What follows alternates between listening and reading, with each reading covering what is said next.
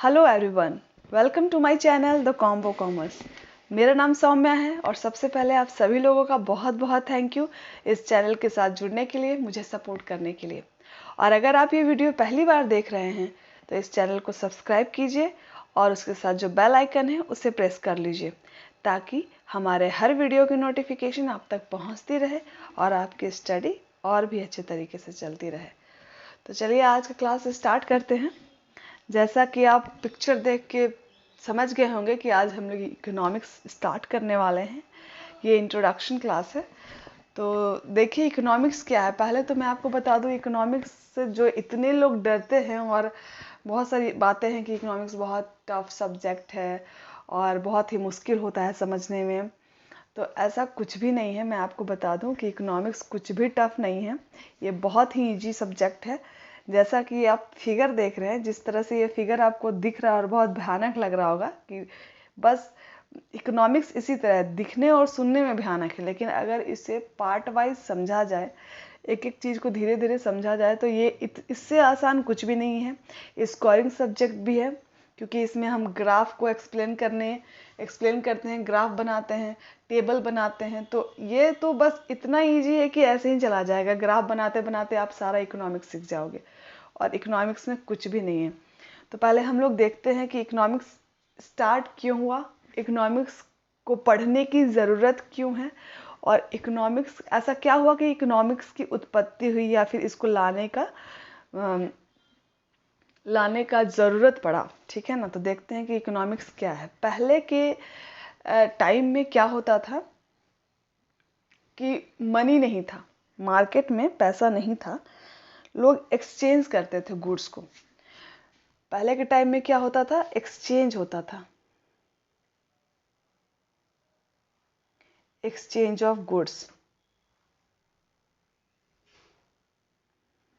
It means जिनके पास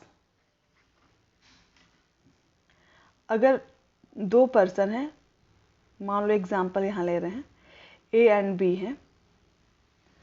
अगर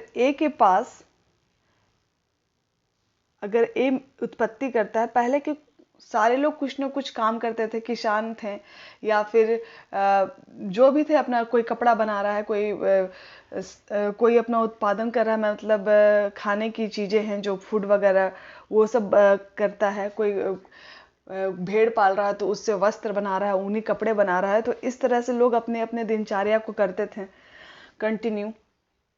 तो लोगों के पास मनी नहीं था तो लोग क्या करते थे कि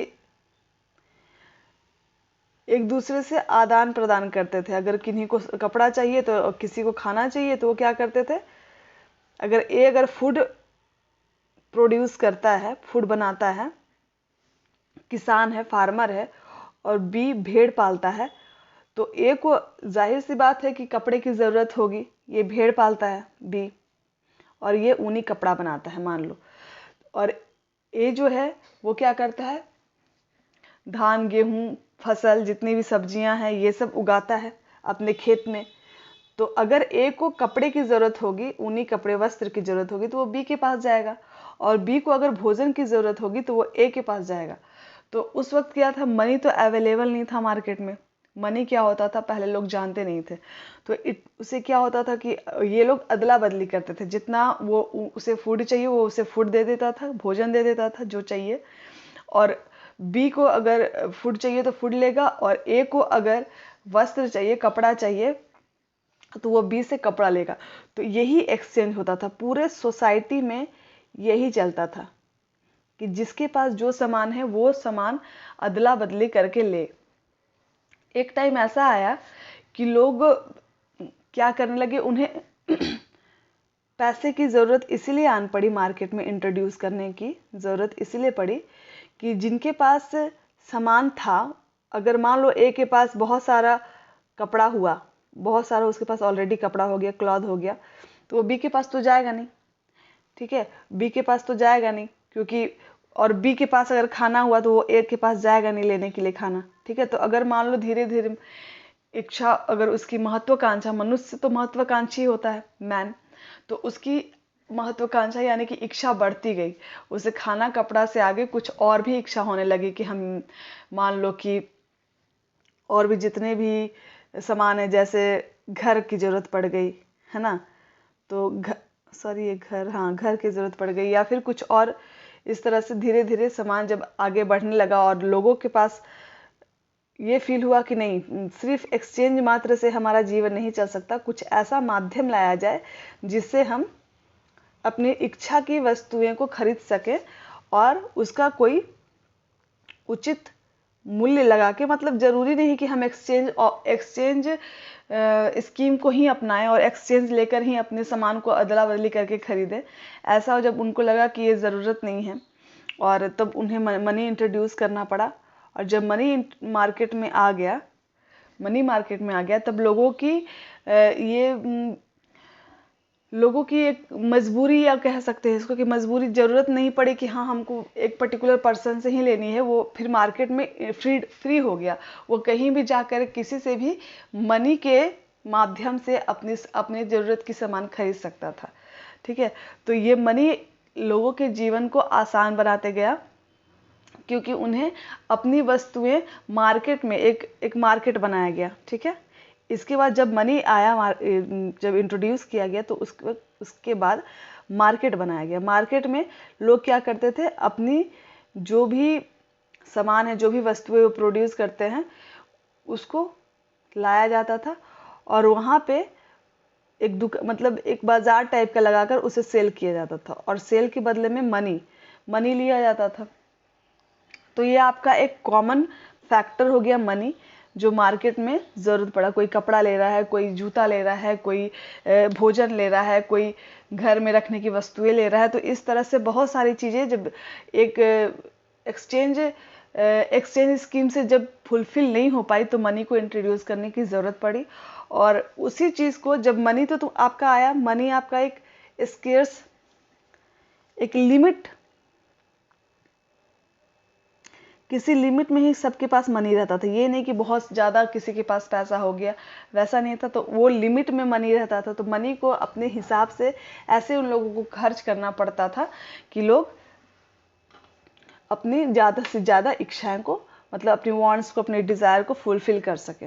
तो बस उसी का जो अरेंजमेंट यहाँ पे है, वही चीज़ हम यहाँ पे देखेंगे कि मनी कैसे मार्केट में आया और मनी क्या काम कर, मनी कैसे आया मार्केट में। मनी तो समझ गया कि मनी की ज़रूरत क्यों पड़ा, मनी मार्केट में क्यों आया। लेकिन मनी का इसमें बोलेंगे सिस्टमैटिक वे में, मनी का हाउ टू यूज, यहाँ पे बताओ। यहाँ पे ऐसा होगा कि आप स्केर्स रिसोर्सेज है, मतलब हमारे पास जो भी रिसोर्सेज है, जो भी साधन है, वो सीमित है। इट मीन्स कि जो हमारे पास साधन है मनी, वो हमारा सीमित है, और हमारे रिसोर्सेज जो हैं, रिसोर्सेज नहीं, वांट्स, हमारी जो इच्छाएं हैं वो असीमित है, अनलिमिटेड है। तो इसी चीज को स्केर्स रिसोर्सेज, मतलब सीमित रिसोर्सेज हमारे पास है किसी भी चीज को मीट करने के लिए, कंप्लीट करने के लिए, फुलफिल करने के लिए। और हमारी जो वांट्स है, हमारी जो इच्छा है, वो अनलिमिटेड है, असीमित है, उसकी कोई भी लिमिटेशन नहीं है। तो बस इन्हीं दोनों का, unlimited wants and scarce resources, इन दोनों का तालमेल इकोनॉमिक्स में पढ़ा जाता है।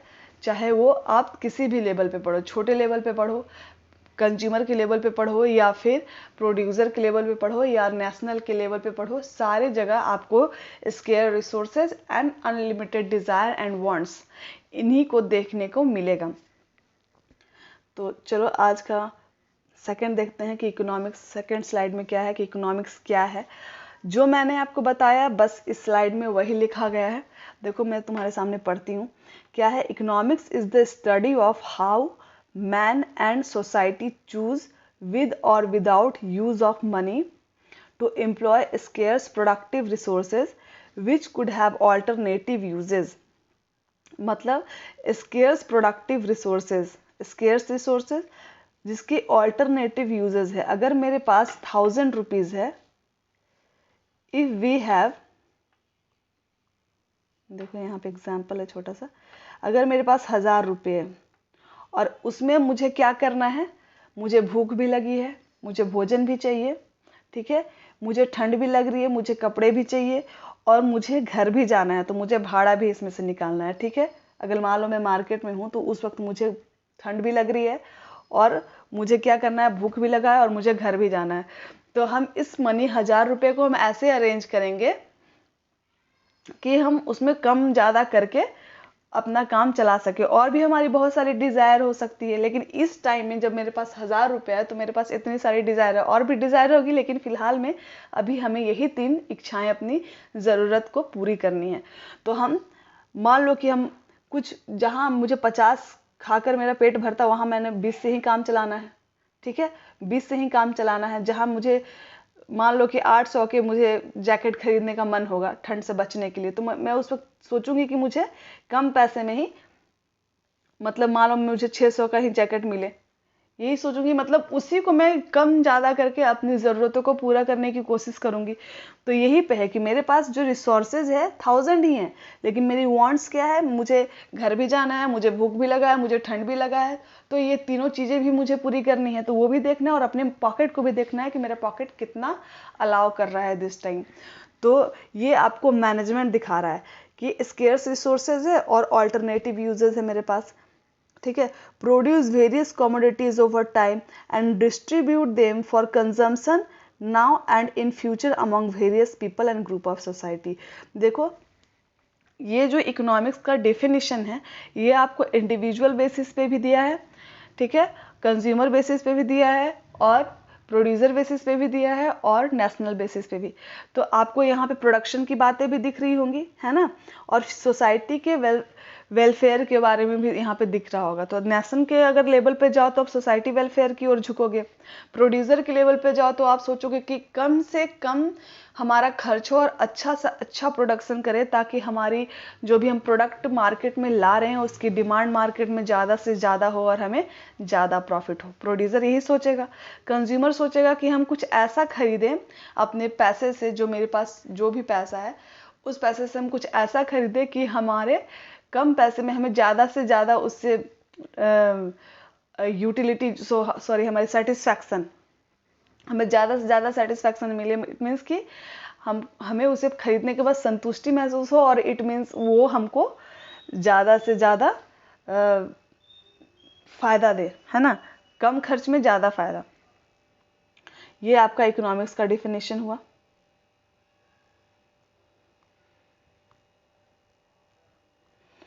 अब देखो यहाँ पे मैंने चार्ट के थ्रू आपको बताने की कोशिश की है कि इकोनॉमिक्स क्यों आया। सबसे पहले मैंने आपको एक कहानी सुनाया था कि पहले ए था, बी था, और कोई एक कपड़ा बनाता था, कोई एक फूड उगाता था, सब फसल उगाता था, तो वो लोग अपने अपनी चीज़ों को एक्सचेंज कर लेते थे। लेकिन जब उनकी इच्छाएं आगे बढ़ी, उन्हें कपड़ा और भोजन से कुछ और उससे उठकर कुछ ज़रूरत पड़ी, तो वो लोगों को क्या करना पड़ा, एक अनदर माध्यम चुनना पड़ा कि हम कहीं भी जाकर ऐसा कोई माध्यम बनाएं कि कहीं भी जाकर हम उसको देकर अपनी ज़रूरत की सामान को ले सकें। तो मार्केट में क्या आया, मनी आया। उस वक्त क्या आया मार्केट में, मनी। तो ये प्रॉब्लम ऑफ सिलेक्शन था। उस वक्त प्रॉब्लम ऑफ सिलेक्शन था कि अरे मुझे कपड़ा और खाना से कुछ और भी चाहिए, तो उस वक्त हमें क्या करना है, उस वक्त मनी लाना है। उस वक्त क्या था, हमारी नेसेसिटी थी, ज़रूरतें थी जो अनलिमिटेड थी। हमारी ज़रूरतें हमेशा अनलिमिटेड ही होती है। Difference in wants and priority, फिर उसमें हमें ज़रूरत पड़ा कि फिर हम उसमें देखें क्या कि हमारी ज़रूरतें में कौन सर्वोपरि है। इट मीन्स कि हम अपनी कौन सी ज़रूरतें बहुत सबसे ज़्यादा है और उसे सबसे पहले मैं किस ज़रूरत को पूरा करना चाहूँगी, ये हमारी प्रायोरिटी की बात आई। उसके बाद इधर आप देखो रिसोर्सेज हमारे पास लिमिटेड थे, मनी हमारे पास क्या थी, लिमिटेड थी।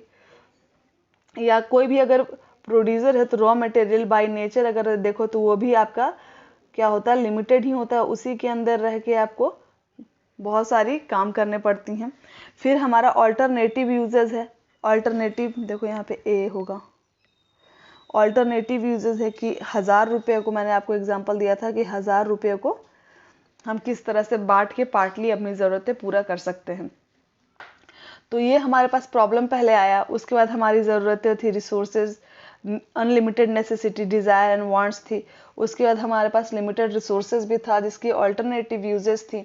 तो ये सारा जब ज़रूरत हमारे पास आया कि नहीं ये भी है, ये भी है, बहुत सारी ज़रूरतें हैं, बहुत सारी प्रॉब्लम है, तो उस चीज़ को देखते हुए हमें इकोनॉमिक्स, हमारे सामने इकोनॉमिक्स की उत्पत्ति हुई और इकोनॉमिक्स ही इन सारी चीज़ों को डील करता है और बताता है।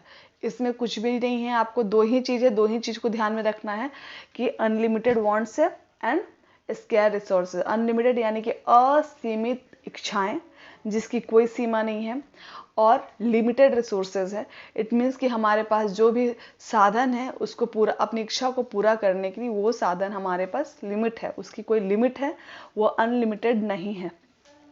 तो इकोनॉमिक्स में टोटल यही बात बोला गया और इसी को हम हर लेवल पे देखते हुए चलते हैं। देखो इकोनॉमिक्स क्यों ज़रूरत पड़ा जो मैंने आपको कहानी बताई वही चीज़ है।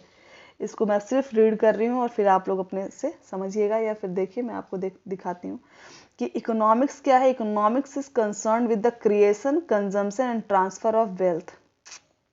Creation, consumption and transfer of wealth, ठीक है। जो धन है उसका वो उत्पत्ति कैसे हुई, उसको कंजम्पशन कैसे गया और ट्रांसफर ऑफ वेल्थ कैसे हुआ। कोई भी गुड्स की मनी की क्रिएशन की ज़रूरत क्यों पड़ी, ठीक है। उसका कंजम्पशन हम कैसे कर सकते हैं, क्या चीज़ में हम लगाएंगे कि हमारा जो डिज़ायर है वो फुलफिल हो, और ट्रांसफ़र ऑफ वेल्थ कैसे होता है। Study of economics encompasses the major area of micro economics which explore how people and firms produce and consume goods and services. देखो how people and firm, people के बारे में भी बोल रहा है और फर्म के बारे में भी बोल रहा है कि वो कैसे प्रोड्यूस करते हैं और कंज्यूम करते हैं गुड्स एंड सर्विसेज को। और माइक्रो इकोनॉमिक्स में क्या बोल रहा है, ये मास इकोनॉमिक्स को यूज़ करता है। माइक्रो एंड मैक्रो ये इकोनॉमिक्स के दो पार्ट होते हैं। माइक्रो इकोनॉमिक्स छोटे स्तर पे होता है, मतलब एक स्मॉल यूनिट को प्रेजेंट करता है, और मैक्रो इकोनॉमिक्स एक लार्ज यूनिट को प्रेजेंट करता है, ठीक है। अब यहाँ पे क्या है, क्या बोल रहा है कि macro represent mass economics progress and inter country trade.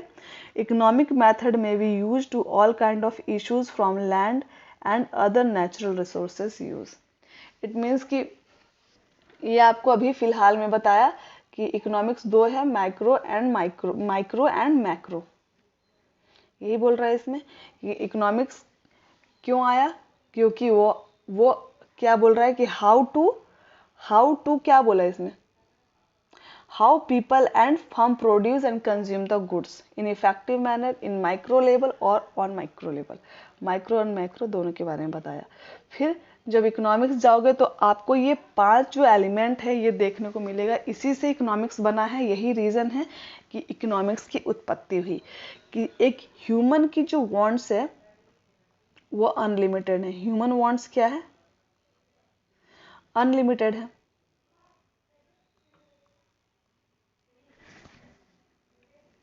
उसके पास लिमिटेड रिसोर्सेज है, स्कार्सिटी ऑफ रिसोर्सेज है, और उस रिसोर्सेज की जो यूज़ है वो अल्टरनेटिव है, ठीक है। अब उनके पास इंटेंसिटी ऑफ वांट्स, कौन से वांट्स उनको ज़्यादा, मतलब उनकी डिज़ायर कौन सी सबसे ज़्यादा इच्छा है उस चीज़ को, उसकी नेसेसिटी को पूरा करने की, तो वो पहले अपनी प्रायर नेसेसिटी को कंप्लीट करेगा, फुलफिल करेगा, उसके बाद वो दूसरे पे जाएगा। फिर उसकी प्रॉब्लम ऑफ चॉइस भी है इसमें। तो ये जो 5 क्वेश्चंस जो अराइज हुए हैं इसी को हर जगह इकोनॉमिक्स डील करता है। आप ह्यूमन को देखो, या आप फर्म को देखो, या आप नेशन को देखो, हर जगह आपको 5 क्वेश्चंस जरूर मिलेंगे। तो बस यही 5 क्वेश्चंस को फुलफिल करना है और इसी से आपका पूरा इकोनॉमिक्स बना है। और इकोनॉमिक्स में कुछ है ही नहीं। आप जब भी इकोनॉमिक्स देखो तो आप ये 5 चीज़ अपने दिमाग में डालो, क्यों, कैसे, कब, कहाँ, और ये आपका प्रॉब्लम क्या है, अल्टरनेटिव यूजेस क्या है, रिसोर्सेज क्या है, ये सब आपको उस वक्त याद कीजिएगा तो आपको खुद ब खुद इकोनॉमिक्स अपने अंदर से आने लगा कि इकोनॉमिक्स अच्छा ये है, ऐसे करेंगे, खुद अपने आप को आएगा। फिर आप ये चैप्टर पढ़ो, आपको बहुत ही मज़ा आने वाला है। देखो यहाँ पे डिमांड और सप्लाई का कर्व आ गया है जिसको हम समझेंगे, लेकिन अभी फ़िलहाल में मैं एक डिमांड का सप्लाई बनाती हूँ, डिमांड का कर्व बनाती हूँ। मान लो क्वांटिटी Q1 है, क्वांटिटी Q2, प्राइस P और प्राइस P1। अगर मान लो राम है, राम जब प्राइस 1000 थी, मान लो 10 रुपया थे, अगर जब प्राइस 10 थी तो राम एप्पल कितना लेता था? जब प्राइस 10 थी तो राम एप्पल कितना लेता था, कंजम्पशन कितना करता था, ये प्राइस है, तो कंजम्पशन करता था वो 20 एप्पल लेता था, ठीक है। और जब प्राइस 20 हुई तो राम उसको घटा के 10 कर दिया, देख रहे हो, P1। थोड़ा सा क्लियर पिक्चर होना चाहिए।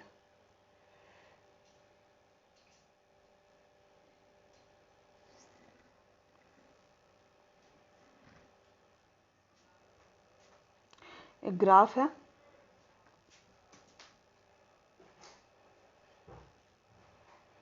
सॉरी, ग्राफ में थोड़ा सा देखो दूसरा,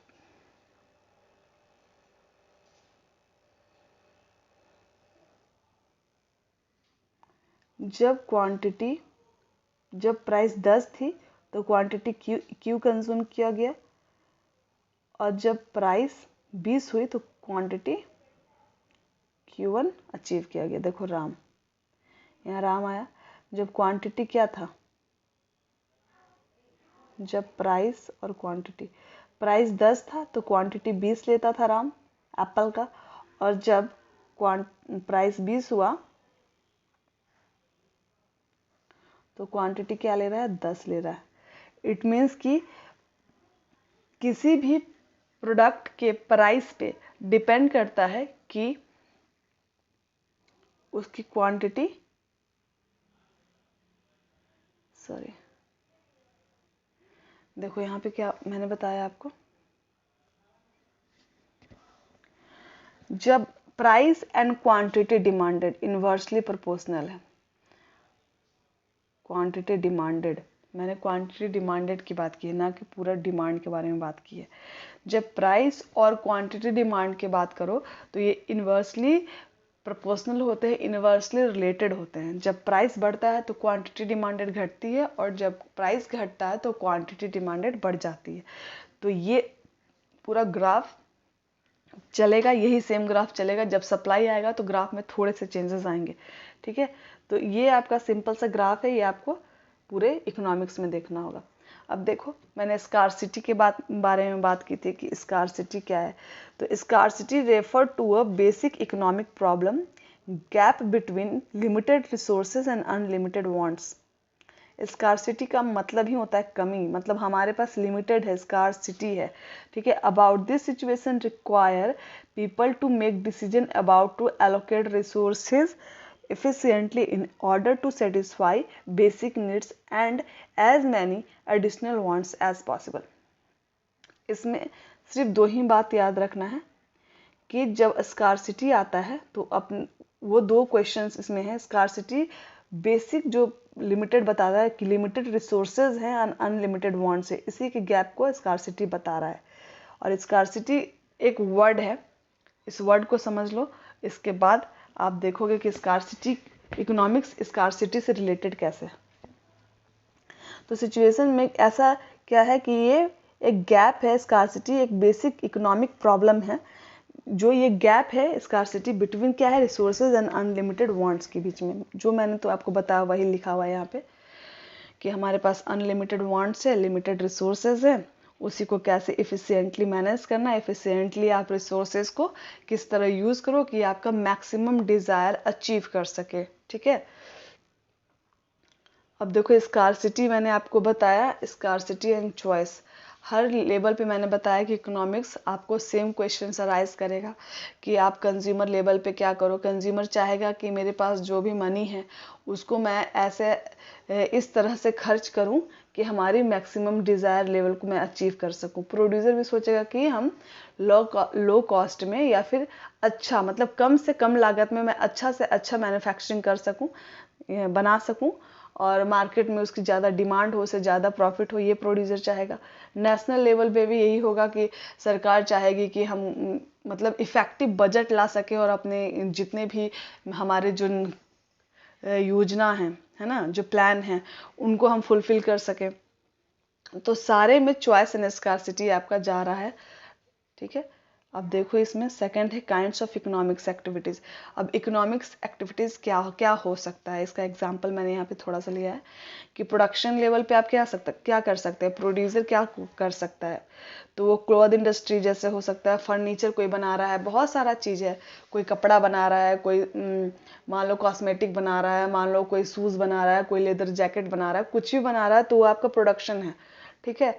अब कंजम्पशन हमारा हो गया, कंजम्पशन किन किन चीज़ों का हो सकता है, जितनी भी खाद्य वस्तुएं हैं वो आपका कंजम्पशन हो गया, या फिर जो हम लोग यूज़ करते हैं क्लॉथ वगैरह हो गया, ये सब आपका कंजम्पशन में आएगा। और जितनी भी सर्विसेज हैं, डॉक्टर सर्विसेज, ये भी कंजम्पशन होता है लेकिन एन सर्विस बेसिस पे होता है, ठीक है। एक्सचेंज क्या हुआ, sales and purchase with price determination. पहले सेल्स परचेज नहीं होता था, पहले एक्सचेंज होता था। इकोनॉमिक्स के आने से पहले एक्सचेंज होता था गुड्स का, लेकिन जब प्राइस आ गया तो क्या होने लगा, सेल एंड परचेज। एक्सचेंज जो वर्ड है उसकी जगह कौन ले लिया, सेल्स एंड परचेज ले लिया। मैंने प्रोडक्शन बताया, प्रोडक्शन प्रोड्यूसर लेवल आएगा, कंजम्पशन आपका कंज्यूमर लेवल में आएगा, और एक्सचेंज आएगा आपका, ये भी आपका प्रोडक्शन लेवल पे ही आएगा, प्रोड्यूसर लेवल पे ही आएगा, ये सारे लेवल पे आएगा आपका, क्योंकि सेल्स एंड परचेज है। और पहले जब इकोनॉमिक्स नहीं आया था तो पहले क्या होता था, एक्सचेंज होता था।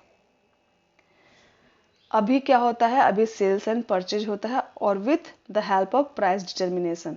प्रोडक्ट प्राइसिंग उसमें होता है, प्रोडक्ट की प्राइसिंग को कैसे फिक्स किया जाए, और फैक्टर प्राइसिंग। फैक्टर भी बहुत, जब हम किसी भी प्राइस को मार्केट में फिक्स किया जाता है तो उसके बहुत सारे फैक्टर को ध्यान में रख के किया जाता है। अगर मान लो किसी मशीन को प्रोड्यूस करने में मुझे कुल लागत 500 रुपये आता है, ठीक है, लेकिन उसमें हम रॉ मटेरियल का खर्चा, उसमें जो मैंने आयरन लगाया या फिर जो मैंने उसमें स्क्रू वगैरह डाला, ये मशीन का एग्जांपल है, ठीक है, मशीन का एग्जांपल है, जगह छोटा है लेकिन ठीक है, आप समझ लो, यहाँ पे समझ रहे हो, ये मशीन का एग्जांपल है कि 500 का अगर मैंने कोई मशीन रॉ मटेरियल उसमें यूज़ किया है, लेकिन उसके साथ मुझे उसमें लेबर का भी खर्चा जोड़ना होगा, मैंने जो उसमें पैसा अलग से लगाया उसका खर्च जोड़ना होगा, जिस लैंड पे हम मैन्युफैक्चर कर रहे हैं उसका कुछ रेंट आता होगा, वो खर्च जोड़ना होगा। तो कुल मिलाते मिलाते मान लो इसका रेट बदल जाता है, 500 और ऐड कर देते हैं। तो जो मैंने 500 रुपये में मशीन बना रहा था, कोई मशीन को बनाया जा रहा था, तो वो मार्केट में आते आते कितना में बिकेगा, 1000 रुपये में बिकेगा। तो ये जो सारे फैक्टर हैं वो भी प्राइस डिटर्मिनेशन में ऐड किए जाते हैं। मतलब सारे फैक्टर को ले करके हम देखते हैं कि प्राइस आपका कितना रखना चाहिए, ताकि हमारी प्रॉफिट की जो इंटेंशन है, हमारे मोटो जो प्रॉफिट मोटो है वो भी फुलफिल हो सके, बाकी जो हमारी लैंड लेबर कैपिटल ये जो रिक्वायरमेंट है, जो लागत है वो भी फुलफिल हो सके, और हम अपने एम्प्लॉय को सर्विस भी दें, वो आपका फैक्टर है कि मुझे उसमें सर्विस नहीं सैलरी भी दे सकें, या फिर अगर लेबर है तो उससे वेजेस दे सके। तो ये सारी फैक्टर हैं जिसको हम प्राइस जब रखते हैं, किसी डिटरमाइन करते हैं किसी प्रोडक्ट का, तो इन सभी चीज़ों को भी ध्यान में रखा जाता है। अब देखो कंज्यूमर और प्रोड्यूसर क्या होता है। कंज्यूमर जो कंज्यूम करता है गुड्स, और प्रोड्यूसर जो मैन्युफैक्चर करता है गुड्स, ठीक है। यहाँ पे क्या है, consumer is a person who consume the goods and services to fulfil their needs and requirement. तो कंज्यूमर वही होता है जो गुड्स को कंज्यूम करता है। प्रोड्यूसर क्या होता है, जो गुड्स को प्रोड्यूस करता है to purpose to earn profit, ठीक है। तो कंज्यूमर और प्रोड्यूसर में डिफरेंस यहाँ पता चला। अब मैंने आपको बताया था लेवल ऑफ इकोनॉमिक, यानी टाइप्स ऑफ इकोनॉमिक। एक माइक्रो इकोनॉमिक होता है, मैक्रो होता है। माइक्रो आपका होता है स्मॉल यूनिट और माइक्रो होता है large. Large at once, large at glance, जो बोलो, ठीक है।